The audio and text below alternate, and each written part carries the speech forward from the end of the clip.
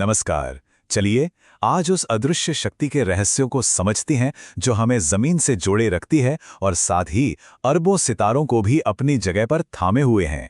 ये एक ऐसा सफर है जो एक गिरते हुए सेब से शुरू होगा और ब्रह्मांड के छोर तक जाएगा। जी हाँ, ये कहानी है गुरुत्वाकर्षण की। तो शुरुआत करने के लिए एक बहुत ही बुनियादी सवाल पर सोचते हैं। हम सब जानते हैं कि पृथ्वी हर चीज को अपनी ओर खींचती है ना? तो फिर आसमान में जो चांद चमकता है, जो इतना विशाल है, वो पृथ्वी पर आकर गिर क्यों नहीं जाता? यही सवाल इस पूरी चर्चा का केंद्र है। इस पहेली का जवाब एक जीनियस के दिमाग से निकला, जिसने एक गिरते हुए सेब को देखकर ब्रह्मांड के सबसे बड़े नियमों में से एक की खोज कर डाली। हम बात कर रहे हैं आइजैक न्यूटन की। अच्छा, ये सुनने में थोड़ा मुश्किल लग सकता है, लेकिन इसका मतलब बहुत आसान है। कोई भी दो चीजें, चाहे वो कितनी भी छोटी हों या बड़ी, एक दूसरे को खींचती हैं। जिन चीजों का वजन यानी मास ज्यादा होता है, वो ज्यादा जोर से खींचती हैं, और जैसे जैसे उनके बीच की दूरी बढ़ती है, ये खिंचाव तेजी से कम होता जाता है। बस। और ये है वो मशहूर समीकरण जो इस नियम को गणित की भाषा में बताता है। यहाँ F वो आकर्षण बल है, m1 और m2 दो चीजों का द्रव्यमान है, और r उनके बीच की दूरी। ये छोटा सा फॉर्मूला ग्रहों की चाल से लेकर आकाशगंगाओं के बनने तक सब कुछ बताता है। उस समीकरण में G याद है? ये है उसकी कीमत। और जरा देखिए ये नंबर कितना छोटा है। यही तो गुरुत्वाकर्षण का सबसे बड़ा राज है। ये असल में एक बेहद कमजोर बल है, लेकिन जब बात ग्रहों और तारों जैसे भारी भरकम पिंडों की होती है, तो यही कमजोर बल ब्रह्मांड का सबसे शक्तिशाली खिलाड़ी बन जाता है। और एक मजेदार बात यह है कि जी का यह सटीक मान न्यूटन ने नहीं खोजा था। इसे तो लगभग 100 साल बाद हेनरी कैवेंडिश ने एक बहुत ही नाजुक से प्रयोग के जरिए मापा था। ये विज्ञान के विकास का एक बेहतरीन उदाहरण है कि कैसे एक खोज दूसरी खोज की नींव रखती है। चलिए अब ब्रह्मांड की विशालता से हटकर अपने ग्रह पृथ्वी पर वापस आते हैं और देखते हैं कि ये नियम हमारी रोजमर्रा की जिंदगी पर कैसे असर डालता है। यहाँ एक जरूरी फर्क समझना होगा।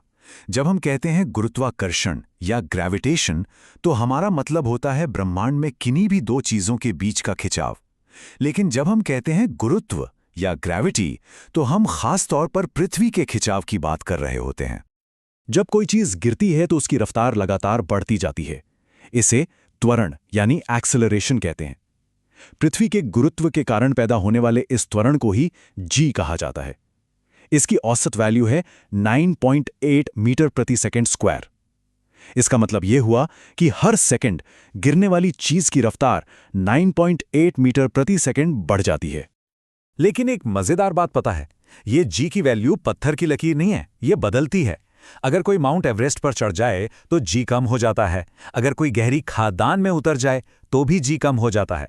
और तो और पृथ्वी के घूमने की वजह से भी ध्रुवों पर गुरुत्व ज्यादा और भूमध्य रेखा यानी इक्वेटर पर कम महसूस होता है। तो पृथ्वी के घूमने से जी पर क्या असर पड़ता है? चलिए एक हैरान कर देने वाली कल्पना करते हैं। क्या होगा अगर हमारी पृथ्वी अपनी अभी की रफ्तार से 17 गुना तेजी से घूमने लगे? नतीजा चौंकाने वाला होगा।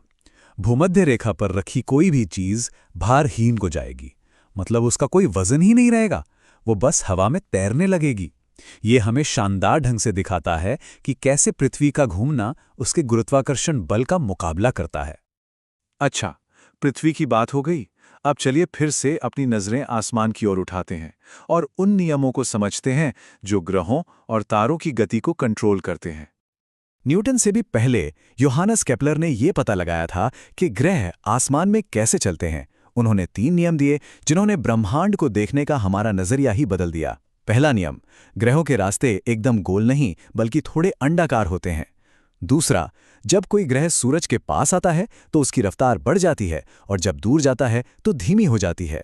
और तीसरा, जो ग्रह सूरज से जितना दूर होता है उसे एक चक्कर पूरा करने में उतना ही ज्यादा समय लगता है। इन 3 नियमों ने ग्रहों की गति का एक सटीक नक्शा बना दिया था।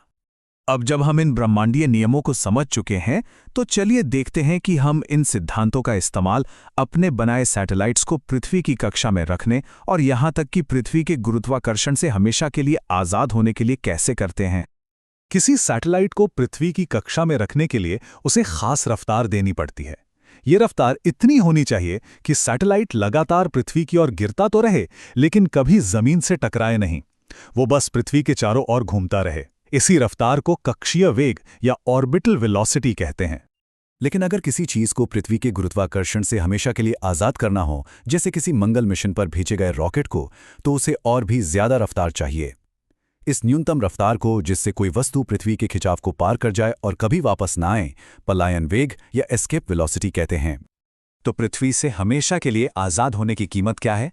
11.2 किलोमीटर प्रति सेकंड। जरा सोचिए, 1 सेकंड में दिल्ली से गुड़गांव। ये रफ्तार इतनी ज्यादा है कि इसे पाने वाली कोई भी चीज पृथ्वी के खिंचाव को तोड़कर हमेशा के लिए अंतरिक्ष में खो जाती है। तो सबसे जरूरी बात यह है कि इन दोनों वेगों में एक सीधा साधा संबंध है। पलायन वेग हमेशा कक्षीय वेग का √2 गुना होता है। इसका मतलब है कि अगर किसी सैटेलाइट की रफ्तार को बस करीब 41% बढ़ा दिया जाए, तो वो अपनी कक्षा छोड़कर हमेशा के लिए अंतरिक्ष में चला जाएगा। तो गुरुत्वाकर्षण वो अदृश्य धागा है जो सब कुछ एक साथ बांधे रखता है, एक सेब के गिरने से लेकर आकाशगंगाओं के नाच तक। हमने न्यूटन और केपलर के जरिए बहुत कुछ सीखा है, लेकिन ये बल आज भी रहस्यों से भरा है। सवाल ये है कि ये शक्ति भविष्य में हमें ब्रह्मांड के और कौन-कौन से राज बताएगी।